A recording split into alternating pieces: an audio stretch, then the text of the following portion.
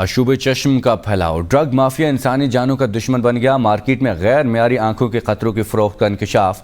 وزیر اعلیٰ پنجاب محسن نقوی کی جعلی انجیکشن اسکینڈل میں ملوث تمام ملزمان کو پکڑنے کی یقین دہانی۔ پنجاب میں جمعرات اور ہفتہ کو سکولوں میں تعطیل کا اعلان بھی کر دیا گیا۔ مزید جانتے ہیں اس رپورٹ میں۔